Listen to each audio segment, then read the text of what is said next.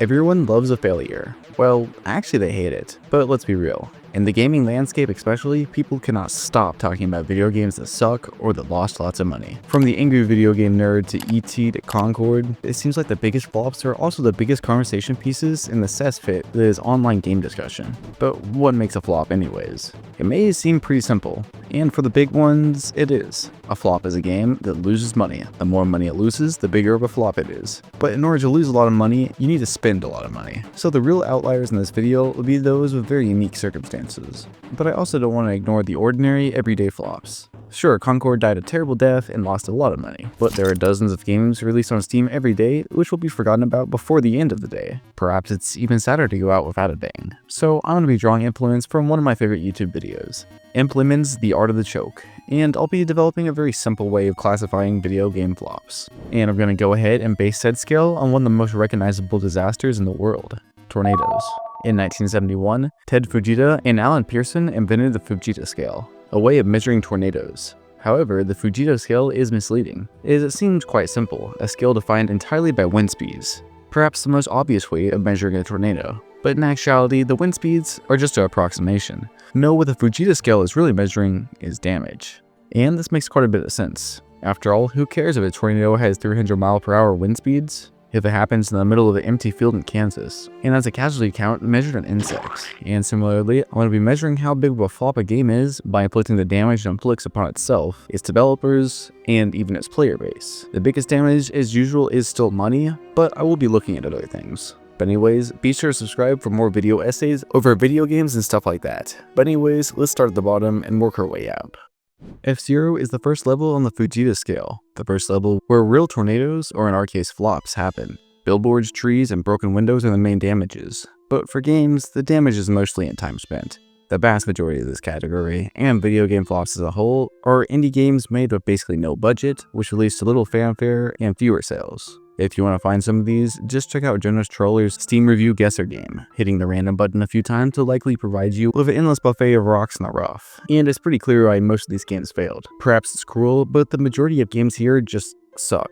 They're lazy, unfinished asset flips, or just really ugly with bad names, empty Steam pages, and hilarious price tags. But occasionally there is a real diamond, or even just a gemstone in the rough. And it is really unfortunate when a passion project is lost to the sands of time and the Steam Recent tab. However, the damages here are mostly measured in time and effort, plus the $100 deposit that Steam makes you pay, which isn't to say that the damages weren't hurtful or even crushing to someone, but more so it just hints at just how bad these later flops can get. Next up is F1, and this is where the damage becomes more evident. In tornadoes, this can result in flipped cars, destroyed mobile homes, and roof damages, but in games, it's mostly a more mercurial loss. But one that can be even more damaging than short-term money loss, a loss of reputation. And no game better encompasses this than Star Wars Battlefront 2, the 2017 one, not the other one. This is a game that sold pretty well, 9 million copies by the end of the year it came out, which is pretty fantastic. Though EA did expect it would sell 10 million. But the real cost of this game was in first reputation and also in potential.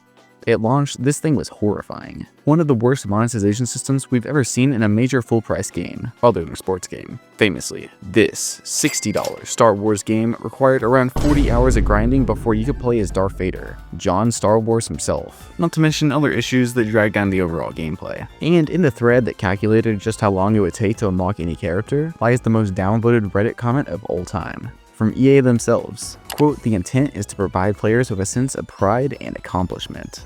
With this comment reaching a peak of almost negative 683,000 points, which is first place in the negative comments leaderboard with a lead of almost negative 600,000. Of course, revenue isn't measured in Reddit karma, as much as some individuals would like it to be. But the most obvious impact of this pushback was that the developers would basically remove any sort of in-game monetization over the next 2 years ago, which was obviously a good thing, but then the game was ultimately left to rot. Don't get me wrong, there is a good amount of content in the game, and there were some solid updates. Plus, it's still really fun to play this game. And it even reached several all-time highs of player count in 2025, so it's had a bit of a resurgence. But I can't help but feel like we would have definitely had a Battlefront 3 and maybe even 4 by this point if the original monetization plan had not faced so much pushback, however justified it was. And honestly, even with as bad as monetization has gotten in other games since this one, at least the majority of shooters don't have pay-to-win elements like Battlefront 2 did. So I do shudder to think of what would have happened if this greed had gone unpunished. But the overall legacy of this video game is kind of fascinating. Lots of controversy, but also a lot of praise. A bit like Star Wars itself. I honestly think that it's one of the best looking games ever made. A perfect mix of realism, but it's also super cinematic and stylish. DICE was just going absolutely crazy at this point. Unfortunately that EA had to sully it, just like the next game on this list, which just so happens to be the even more incredible and tragic shooter, the ever-discussed Titanfall 2. And I'm not talking out of my ass here. Titanfall 2 is one of my most played games ever, and I still regularly play on multiplayer. It really is a pretty much perfect game. Other devs are still trying to capture the perfection that Respawn achieved with this mixture of movement, shooting, map design, and Titan combat. And this game also happened to be the sequel to an incredibly successful game, which sold over 10 million copies. However, as the legend goes, Titanfall 2 dropped right between Battlefront 1 and Call of Duty Infinite Warfare. But I mean, Titanfall 2 did partner with Buffalo Wild Wings, so maybe they have a fighting chance. Despite releasing on all platforms, unlike the first, which was Xbox and PC exclusive, Titanfall 2 had a quarter of the first week sales of the first game, and while it ultimately did okay, the final numbers landed at around 4 million, enough to get the series put on the back burner. Especially after the release of Apex Legends, which did much better. It's unfortunate that this game's promising future was cut short here, and it's looking more and more like we're never gonna see a Titanfall 3. But you can and should still absolutely play this game. The campaign is great, and the multiplayer is a little sweaty, but it's also the best activity you can experience while blasting Revenge Seekers by Jane Remover. So yeah, another great game with its chances dashed by one brutally stupid publishing decision. How about something different? Something a little more indie and recent. So there is a chance that you've heard of Choo Choo Charles, a mascot horror game that did quite well due to its YouTube presence, clever concept, and frankly fantastic visual design. It's got that Mr. Beast juice just dripped all over it. I just know that every single screenshot was optimized with CTR in mind, and I respect it. If I could get a little bit of whatever the silly developer is taking to make these photoshops, then I would gladly take some. But yeah, here comes this indie dev, now with one big hit under their belt. Time for an easy layup, CUFFBUST. What's that one word that people are using for some reason? Oh yeah, friend slop. I mean, that pretty much sums us up. It's a neat concept that just promises to generate funny moments with friends. Plus, it got a pretty big focus at the Summer Games Fest and had a decent amount of hype going into release. But the game is like 10 minutes long. One map. No random elements or real replayability. I think the focus was supposed to be on community created maps. But at launch, there wasn't a community yet, so there aren't any maps. Plus, the game was $20 at launch, and dropped to 10 within the day, which it's already weird to start so high for such a small game, but then cutting the price in half is practically unheard of. So it really can't be stressed enough just how little content this game had at release. It's honestly kind of mind-blowing.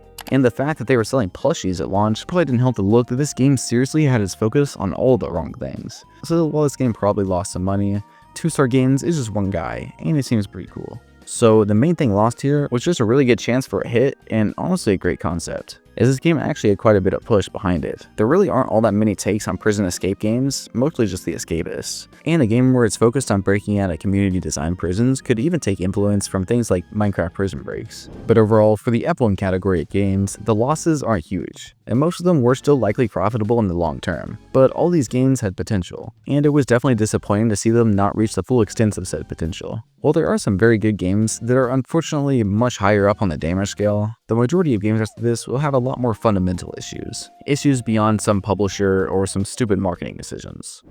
F2 is where we seriously get into the red. Even well-built structures can take a beating. Mobile homes get totaled, and smaller objects can rocket off into the distance, causing damages outside the tornado's path. And for games, this is where the money is not made. These are games which lost money, but usually they were either smaller budget projects or just didn't feel that bad. And also a lot of the time, these games have pretty obvious reasons for their failings. And starting off the list is the first of many Amazon published failures, King of Meat. And this one is kind of puzzling, because the game is actually pretty neat. A 4-player party game focusing on user-made dungeons. But reportedly, Amazon was expecting as many as 100,000 active players, which is an incredibly unrealistic amount for a game of this genre. And, well, the game peaked with 320 active players on Steam, on a free weekend. Not to mention that apparently it just has very basic gameplay, which does make it good for the casual market. It's just a small game that did bafflingly poorly, especially because it was published by a huge publisher. But the second game here is from the largest game franchise ever, Mario. This is the absolute worst performing Mario game outside the Virtual Boy, and it was the result of an absolutely insane comedy of errors. Starting with the title, Mario and Luigi, Bowser's Inside Story plus Bowser Jr.'s Journey. What a title. So yeah, this is a remake of a kind of popular DS game for the 3DS. But the real kicker was the release date, 2019. Nearly 2 years after the Switch released, this 3DS game was released. To put this in perspective, this game came out around a month after Super Smash Bros. Ultimate. Yeah, this was about the least surprising flop ever. Absolutely baffling that this was allowed to happen. And while this game, alongside some other low-selling titles, put the developers Alpha Dream out of business, many of the developers came back for the next title in the Mario and Luigi series. This game was a remake whose existence made very little sense. Simply put, it should have been either completely reworked for the Switch or just abandoned. But it also just so happened to get stuck in a very difficult console transition, as the jump from 3DS to Switch was absolutely huge. Unlike most modern console generations, which could just bump up some settings and textures, or add a couple extra models, unless you're Pokemon, going from 3DS to Switch is absolutely insane progress. So it does make sense that a few games will get stuck in the crossfire. And the next game in this tier is unique for several reasons. For one, it's an arcade game. iRobot, released by Atari, was an absolutely tiny game, with only 750 units actually manufactured and an even lower 500 being sold. These numbers are crazy low. Sure, arcades always had much lower numbers than home consoles, as they were whole cabinets that had to be manufactured and sold to an arcade somewhere. A much bigger investment than buying Terraria on your iPhone 5. But still, 500 is an insanely low number, especially whenever you take into account just how innovative iRobot was. As iRobot was the first game ever made that was fully rendered with 3D polygons all the way back in 1984, just a year after the original Mario Bros. Was released. So yeah, it was a pretty neat piece of video game history. Unfortunately, the gameplay kinda sucked. And looking at it, yeah, it looks awful. One of its developers, Rusty Daw, said he would have liked to dump the cabinets in the ocean, but that might have been more because it was a nightmare to design and manufacture. And this game's commercial failure certainly didn't help out Atari, who was taking hit after hit at this point. So this game is on this tier, mostly because it was pretty innovative and also a pretty big failure. Perhaps if it had more refined gameplay, it would be remembered as one of the biggest step-ups in video game history. But instead, it'll just forever be this tiny little side note. And surveying all the damage of this tier, I think it's pretty clear that publishing was still the big killer for these games. They're all okay products at the very least, and might have found an audience, even if not a very large one, if they didn't have huge expectations, terrible timing, or just a very confusing existence in the first place. Maybe it was a mistake for any of these games to be released, and maybe they lost some money. But said mistake was not a hugely impactful one, and hey, at least we got these games. F3 is where a tornado causes serious damage for everything in its path. Well-built structures get their walls torn off, mobile homes become significantly more mobile, and cars become missiles. As for games, this is where the big projects become projectiles, where the games that were supposed to sell systems and line pockets instead make the big line go down. And even if they might have had a little bit of success at the start, most of these games fell apart pretty quickly. And the first game in this category was trying to cash in on one of the biggest trends gaming has ever seen. And of course, I'm talking about the Battle Royale. Those were a weird couple of years, when every new shooter had 100 players in every round, and mostly consisted of looking around for gear that had a slightly nicer color. Nowadays, the market has basically solidified with Fortnite on top, PUBG somehow maintaining a huge player base of people who must just never talk about the game because seriously, who plays PUBG? Plus, Apex is doing its thing. But Hyperscape, a game developed by literally the single largest development studio in the world, Ubisoft Montreal, has been shut down and completely forgotten. It's hard to put a price tag on this game, but given that it was released for free, it absolutely needed a big long-term player base in order to make its money back. And despite pulling in over 450,000 live viewers during its beta, and likely a similarly high player count, this game just didn't have the pull to actually keep people, dropping to just 12,000 live viewers on its second day. This is actually a game that I played around release and a decent amount into its lifetime and had a pretty good time with it. Its movement was fun, the upgrades and looting were super streamlined and impactful, honestly better than most battle royales used to be. But man, it was hard. It was kind of just a clunky game to play. The game was visually messy, time to kill was very high, but it was also hard to track players, especially with all the crazy movement options, and overall the game was just a bit bare bones. It pretty much consisted of just one battle royale mode and that was it. And Ubisoft apparently agreed with a lot of my complaints, because they really tried to rebuild this game into something more sustainable. reworking a lot of the mechanics, introducing a team deathmatch mode, reducing round sizes to accommodate the shrinking player base, but it just didn't work out. The clash between the pretty casual audience for free-to-play battle royales and the tricky arena shooter-inspired gameplay just led to a very small target audience, and the game was shuttered after around 2 years. It absolutely didn't help that this is one of the last big battle royale games released, and it ended up kind of marking a shift in the industry. Though there would be smaller attempts after this, most companies stopped trying to break into the market. And though they keep trying to make new trends like extraction shooters, it's pretty clear that there hasn't been a new trend anywhere near the scale of battle royale since. I was genuinely sad to see this one go. I wish they could have kept a player-hosted server browser for the team deathmatch or something. It's very frustrating just how many games are killed for no good reason. But that is a good reason to support the Stop Killing Games movement. And next, we once again run into Amazon, one of the largest and most successful companies in the world. An absolute tech giant with access to some of the best developers in the world. Amazon sure has a lot of problems publishing games. Don't get me wrong, they've had successes, especially New World, which was a pretty big MMO. But the amount of huge projects that were cancelled well into development, massive layoffs, and of course failed games is really only beaten by one company, which we'll get to later. Anyways, Crucible, ever heard of it? It was the next big thing, a hero shooter announced in 2016, the heyday of Overwatch. Developed by Amazon, it was free to play, third person, and didn't really have anything special about it. It basically came and went with 0 people noticing it. Amazon refunded any in-game purchases and shut the game down after just a few months. It honestly really just feels like a fake game you'd see in a movie or something. Seriously, I guess it was kind of more slow-paced than Overwatch, with a bit of PvE and resource collecting and stuff. But these characters are super bland, the gameplay just looks boring, and it had to compete with Prime Overwatch, so it really had no chance. Perhaps the only thing notable about this game was that it was made by Amazon, so it obviously had a big budget, and Amazon probably didn't think twice about throwing it all away. The $60 million or so that it cost to develop is literally nothing to Amazon. And so one of the biggest flops in gaming history was barely even worth mentioning for the company. Crucible was actually one of 3 big games announced by Amazon Game Studios in 2016, with the others being Breakaway, which was never even released, and New World MMO was the other title, which was actually decently successful, with it hitting over 700,000 active players around launch, which is especially impressive given that it was a paid game. And despite its mediocre reviews, it would keep up a pretty high player count until 2025, when it was announced that it would be shut down and the majority of the developers at the Amazon Game Studios were just straight up laid off. The entire existence of Amazon Game Studios was kind of a mystery.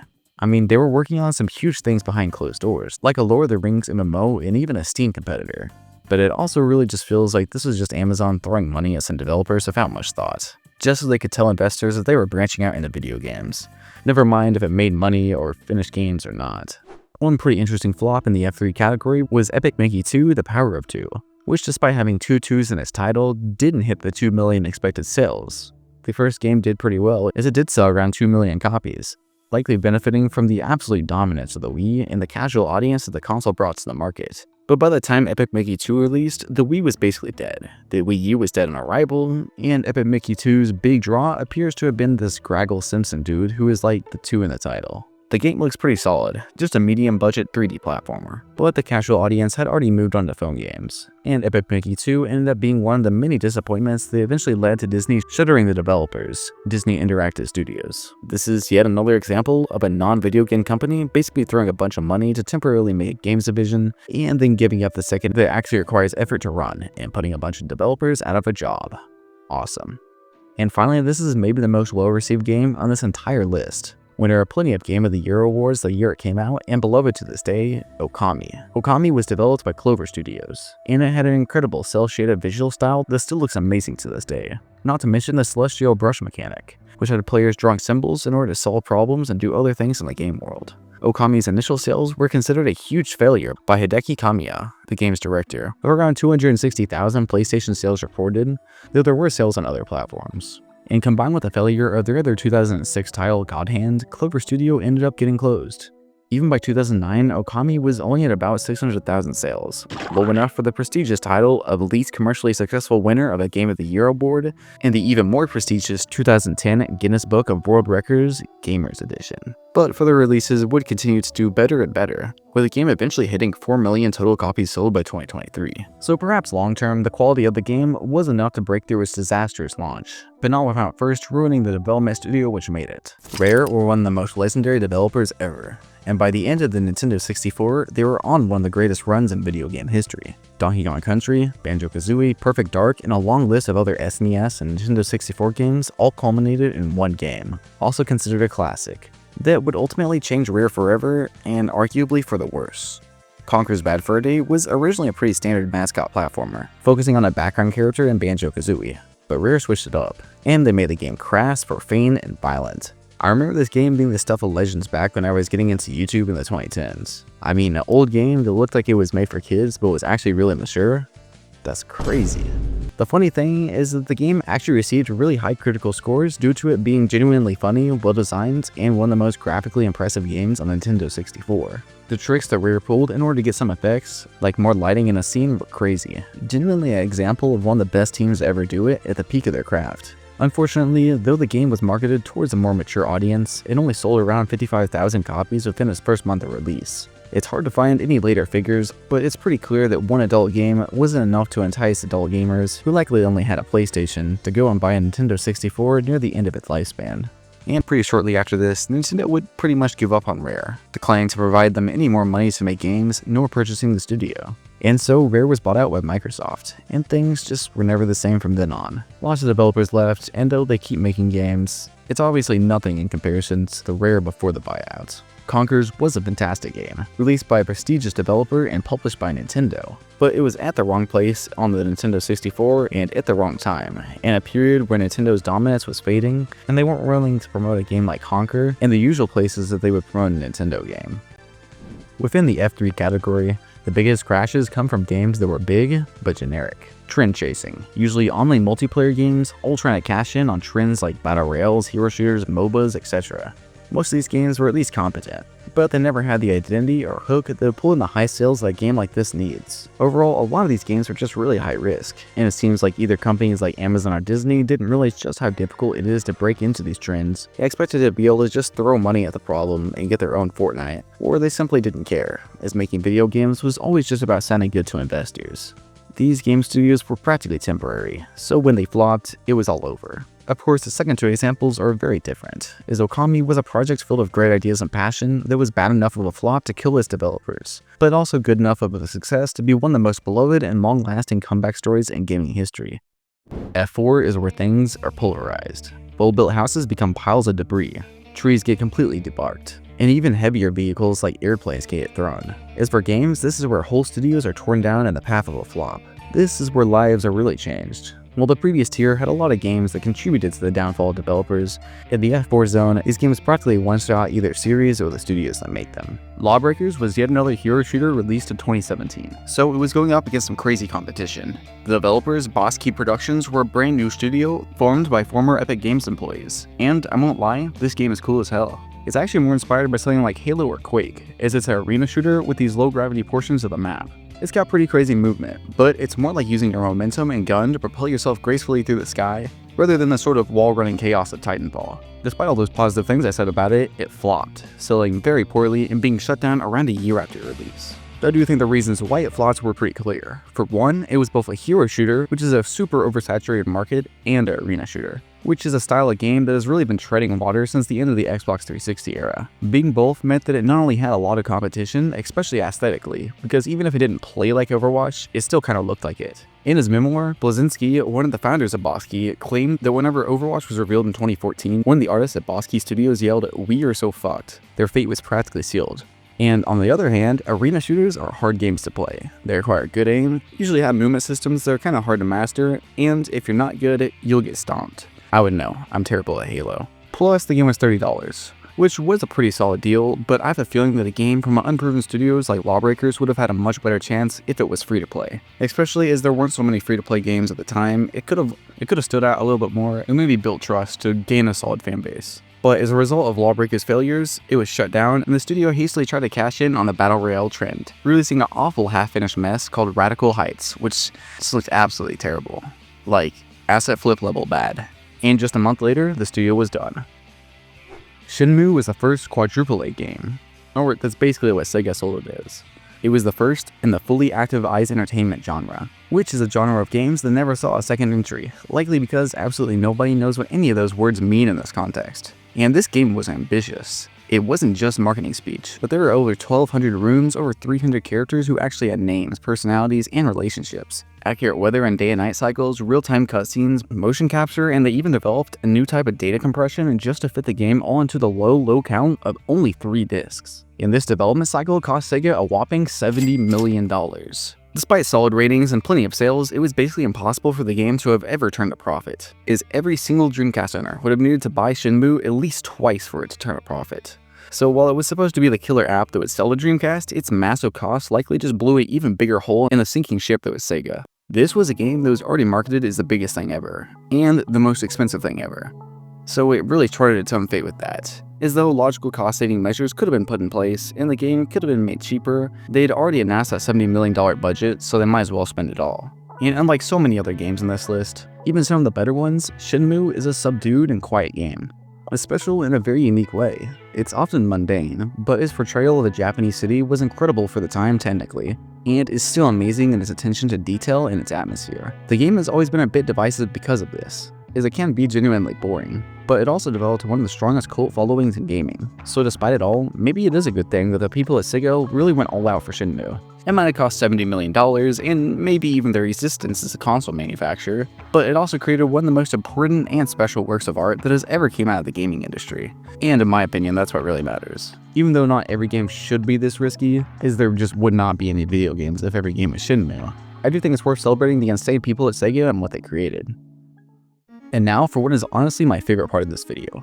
It's time to talk about Warner Bros. If you thought Amazon was willing to throw way too much money at games without thinking, just take a look at Warner Bros. Who also notably, unlike Amazon, did not really have all the money needed to throw it around. But hey, that didn't stop them. MultiVersus, the Smash Bros. Killer starring LeBron James. This game's launch was weird, as it basically launched 2 times. First with a year-long open beta, then a massive year-long break, and then a full release. And even just by the end of the open beta, the game had already dropped to just around 1,000 active players. And then the full launch died even quicker. Of course, it didn't help that the full launch of the game was significantly worse than the beta, with ranked mode removed, way more microtransactions, and for some reason they massively slowed down the gameplay, wringing just about any fun out of the fighting.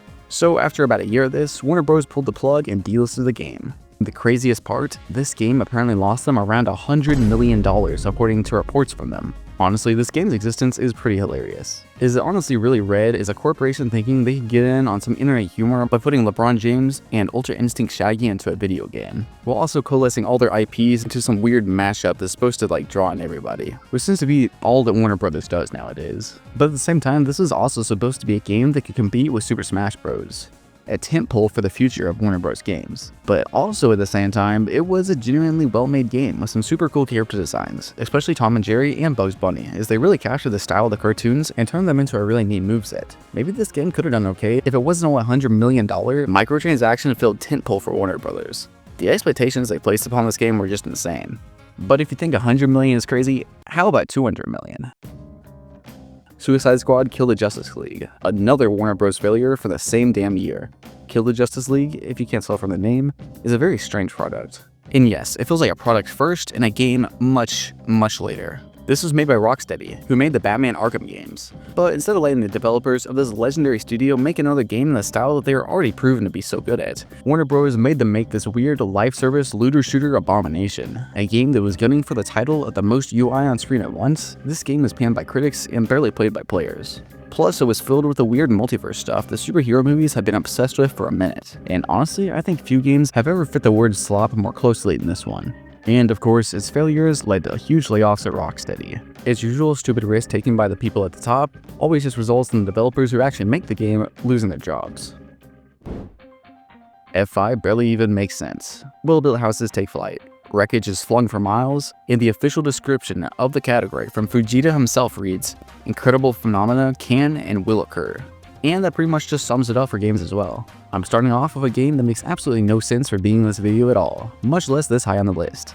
Star Citizen. I mean, they've already made nearly $900 million, and they still haven't released a finished game. So that's a pretty unmatched success. But that's still $900 million that has basically evaporated into nothing. It's pretty much turned into some well-detailed interiors, some crazy fancy ships with even crazier price tags, and a whole lot of nothing to do. Who knows? Maybe one day it'll actually release, and it'll prove everyone, including me, wrong. That would be sick.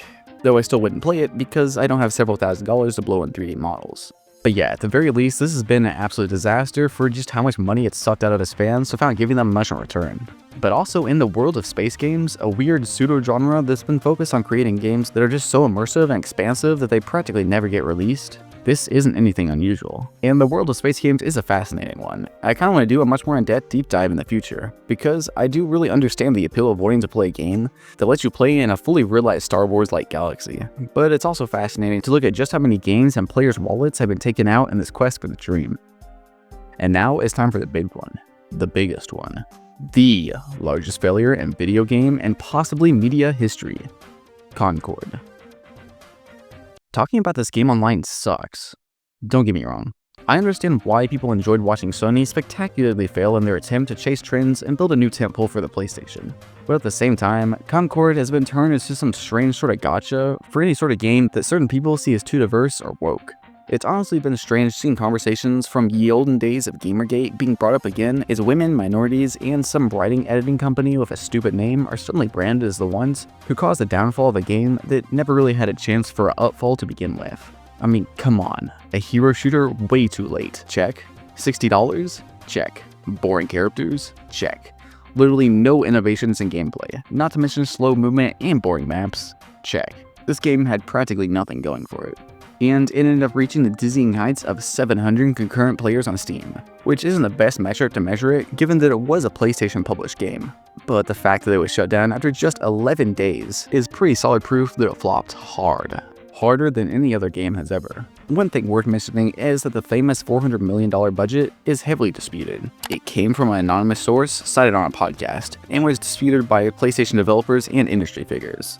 And for good reason, as $400 million would put it on a similar level of spend as Cyberpunk 2077, near the absolute peak of budgets, which is pretty clearly not reflected in the game itself. At the same time, the game was in development for around 8 years in total and was the only game ever developed by its studio. Even if they weren't totally locked in those entire 8 years, staff is not cheap to keep around for that big of a project. So while I still doubt that it really took $400 million to make, I think that it's fair to say that the budget was likely in the 9-digit range. Despite everything, I really don't have that much to say about Concord that hasn't been said before. So I think it's worth emphasizing that the budget that went to Concord could have gone to like 10 AA level games. And honestly is baffling while large developers don't make the occasional smaller game. It's how the majority of the industry operated in the past. So even if AAA games will always be the heavy hitters, it really just blows my mind that a company like Sony would rather pump endless money into an incredibly risky project like this, rather than games like Astrobot, which have proven that they can be not only fantastic, but also do really well for themselves. Oh yeah, and of course, we have to end it with the old boogeyman. Before Concord, if you asked what the biggest flop, or even what the worst game ever made was, there was practically one answer. E.T. the Extra-Terrestrial. The game that killed gaming. Not really. E.T. was a game that was made in 5 weeks by one guy, Howard Scott. Howard Scott Warshaw tried to make something innovative, like an early adventure game, and he really wanted to capture the spirit of the film rather than making something generic and arcadey. He failed. Can't blame him, he did only have 5 weeks, and he was programming on this for a console that can make striking images, like this. The real mistake for this game's release came from Atari, as from the beginning, they had already spent $20 to $25 million, which is $65 to $80 million just to get the rights for the film. Then they produced an absolutely ludicrous amount of copies for the game. So even whenever it sold over 2.6 million copies, there were reportedly nearly 700,000 copies returned to stores, and 3 to 4 million of the ones produced were returned to Atari by retailers. But perhaps even more impactfully, this game, alongside the awful Pac-Man port, also produced by Atari in the same year, made consumers really wary of Atari and home video consoles as a whole. And so by the next year, it really caught up with Atari, with the entire video game market crashing in the West, absolutely decimating Atari and other companies. So yeah, all in all, I think that E.T. actually does deserve its place at the top of this list. For the criteria that I'm considering, E.T. absolutely caused the most damage that any game has ever caused. The video game industry might have been much smaller in the past, but history could have been very different if E.T. was a better received game. Similarly to how a tornado will cause more damage to a town with bad infrastructure, ET caused a lot of damage to the already weak video game industry. Perhaps the wind speeds weren't actually the highest ever recorded, but the wreckage speaks for itself. Before now, I've been talking in past tense, as this scale measures damage. So obviously the damage has already been inflicted, but what about predicting flops? What about those games which are so obviously going to fail that they are labeled dead on arrival? And why are people so obsessed with them? Yes, this is about Highguard. In fact, that game is why I decided to finally make this video idea, which I've had for ages. Not because of anything about the game, as it looks like just about one of the most uninteresting video games I've ever seen, but more so because of the response to it. Concord 2 is a label that was thrust upon it from day one, and I just want to investigate why huge swaths of people online were so fervent in crowning this game the newest failure. I mean, who wants another Concord? I thought that was a bad thing. So let's talk about it. Let's talk about the ecosystem that endlessly pushes this negativity. And I don't even mean that I'm against negativity or criticism or anything of the sort. I just don't understand why people get so damn focused on the stuff that sucks. It's like nowadays people form reverse fandoms that just focus on things and people that they hate. And it's not healthy. Not for the people engaging in the pointless discourse, and not for the culture around gaming either. There are things in the world that are negative and should be negatively discussed. Highguard is not one of them. With all that being said, despite how pointless these anti-fandom behaviors are, I also get why they're happening. The state of the world, and in a less important way, the state of the video game industry is bleak. In gaming, it often seems like we've never been deeper in a sea of microtransactions, unoriginal games, and endless remakes and remasters. And picking a few easy targets to rally against and endlessly complain about is an easy way to let loose frustrations that people have. And while video games may not be the most important things in the world, they are a core part of many people's lives. So perhaps it makes sense that it's the thing that causes so much outrage. On the other hand, all this gamer rage really just goes in the hand with the usual misogyny and bigotry that inhabits these spaces. And I have very little respect for anyone who uses video game discourse of all things to spread hate. And also the causes for all these issues in video games are pretty obviously the same causes for most things in society. It's the C word. Microtransactions, cost-cutting, trend chasing, they're all just ways that companies go after their only real purpose, profit. And in the art specifically, most things are only going to get more corporate and consolidated. But if you, dear viewer, find yourself stuck in this exploited pit of outrage slop, I'd just recommend trying to take a break and get some perspective. Once again, I'm not really here to talk about real-world events, but at the very least, maybe it's worth it to not be a doomer about gaming of all things. Not every game that comes out is good. And even if they are good, the majority are probably just straight up not made for you. Highguard has its problems, but it also clearly does do some things different, and it likely does have its niche. So obviously most people are going to bounce off it, and it might even fail, but like, just move on, who cares? Those old games that you used to play are still there, mostly. Support stock killing games. Come play some Titanfall 2, and as usual, indie games have been going absolutely insane recently. Check out the free visual novel, ZATO, if you want a really good story, or Bloodthief for some ridiculously smooth gameplay. I know that with this video, I'm absolutely profiting off the negativity that surrounds gaming. But, oh well. I thought it was a cool subject, sue me. Obviously, a big shout out to EmpLemon. I'm trying to be a bit more interesting in the ways I put these videos together, but I also borrowed very heavily from The Art of the Choke by him, so be sure to watch that if you haven't, as it's peak.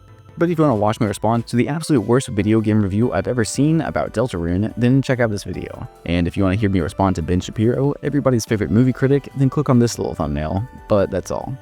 Thanks for watching. Bye.